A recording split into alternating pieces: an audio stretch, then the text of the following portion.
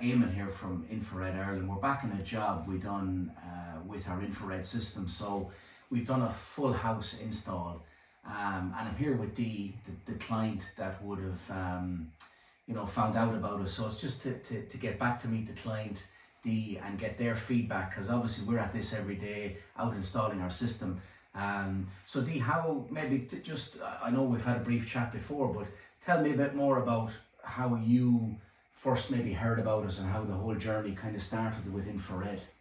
Right, well, it happened first when I walked into a restaurant in Norway a good few years ago, and felt this absolute lovely warmth when I walked into the restaurant, and the table was lovely and warm, and I just felt this amazing heat. And I asked the owner, what is this heating? And he said, it's infrared. And I said, well, what's that? And he explained that it was just electric heating, and then he went off with his, about his business. And so I became quite interested in it and started reading up about it, and spoke to people living in Norway. And a lot of them, most of them, I think, heat their homes with infrared heating. Quite popular. And of course, the Scandis are always 6 steps ahead of everybody else, or so I think, with everything. So when I came back to Ireland, I started looking up infrared heating, thinking, oh, it's never going to be available here, because I had rather ancient storage heaters, and I wasn't happy with how much they were costing. I thought they were inefficient, but I didn't want to go down the path of oils or fossil fuels or gas or anything like that, because I'm an ardent green. Okay.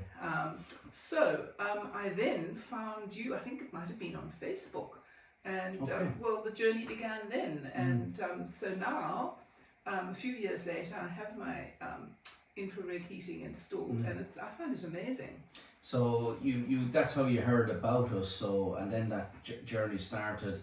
And had you spoke to any of your friends or any in your circle to see that they know anything about infrared? Yes, I did, and nobody knew anything about it.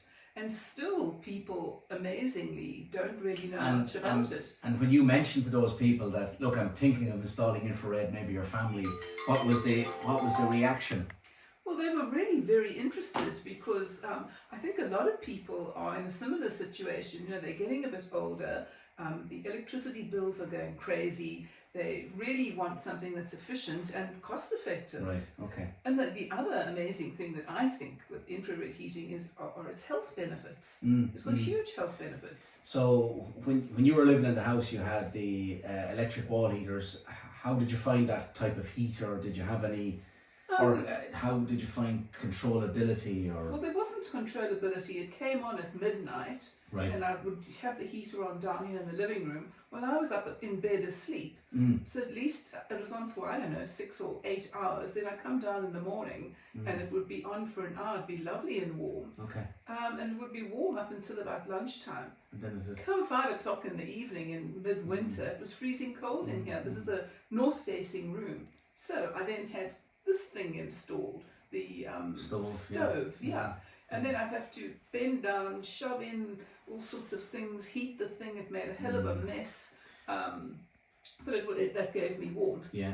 And then when I started actually realizing how much extra I was spending on all the eco-friendly logs and fire starters that I was putting in there, the cost of the electric heating was really quite enormous.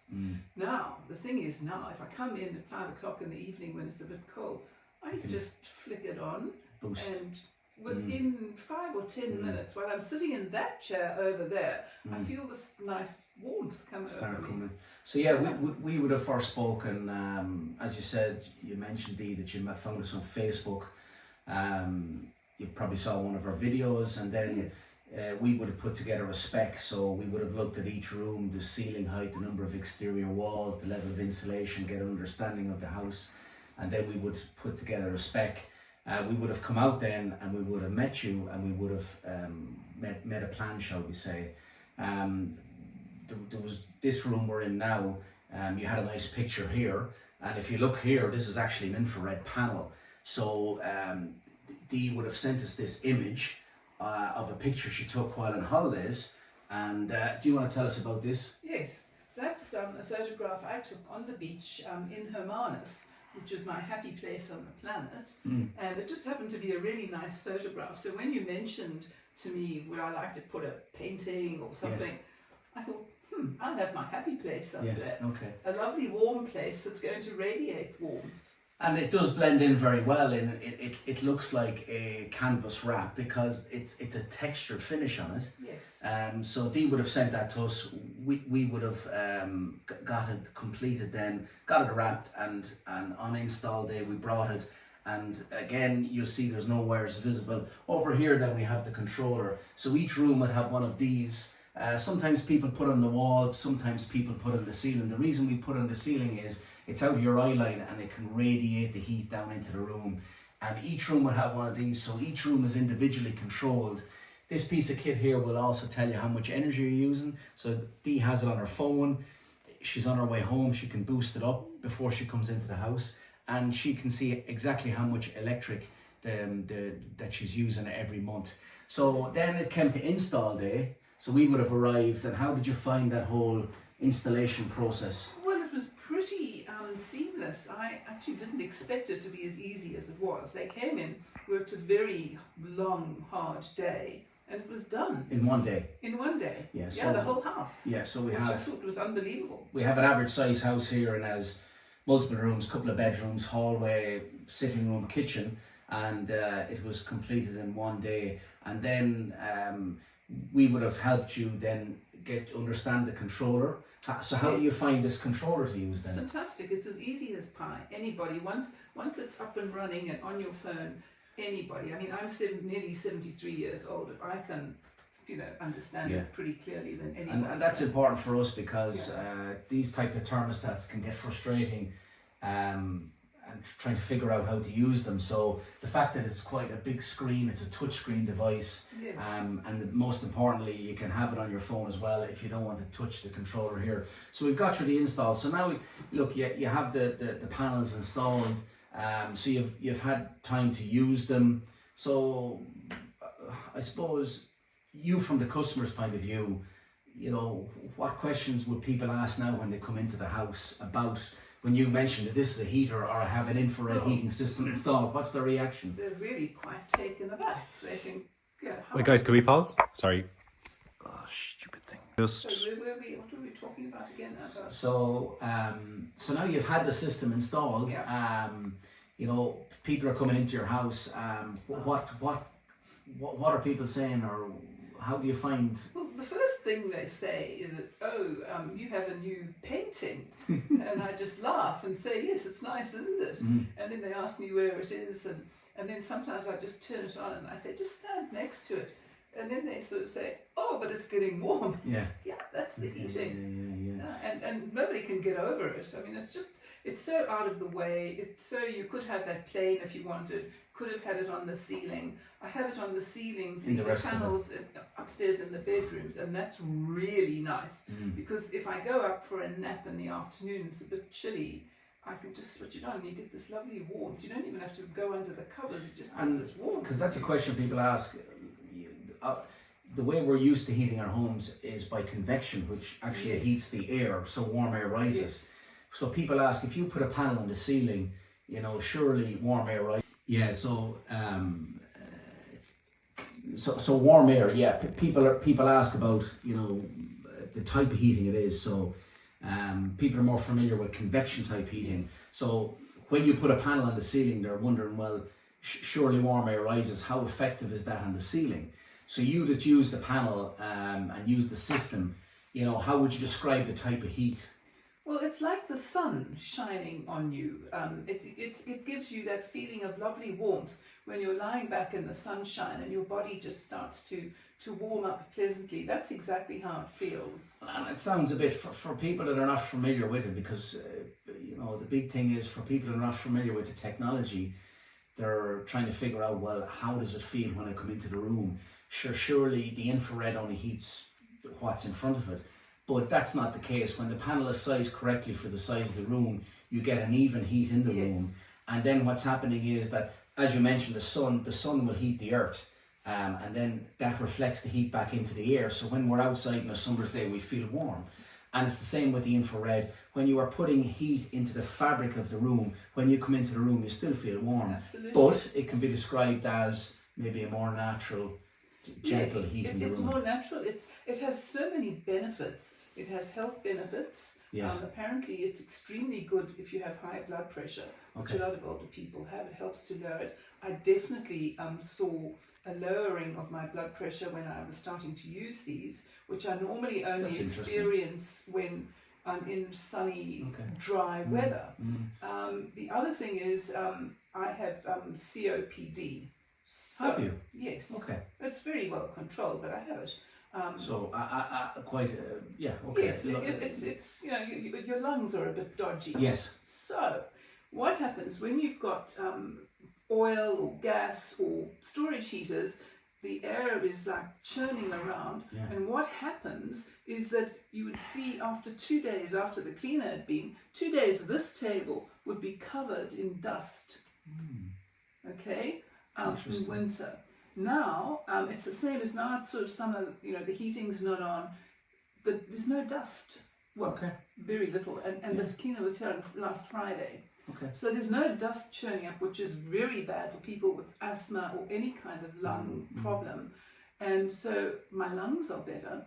The only person who really misses the storage heating is the dog, because she used to like lying against it. Yeah. But she's cottoned on to the fact that if she lies at my feet, she also starts to feel good. Yeah. Yeah. I see with animals actually that they like to sit underneath the heater. Yes.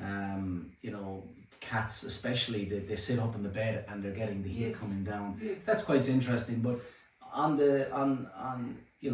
we would find it again. That's your testimonial, your opinion, very, very good.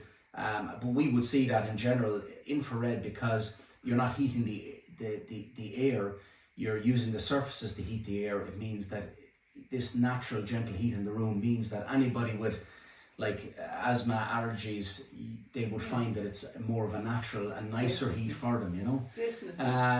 And then, so you've had it installed. Well, look, I think we'll finish up with that, unless you have anything else you want to mention. Well, the one thing that I would like to mention is that I haven't had that many bills since I've had it on. Okay.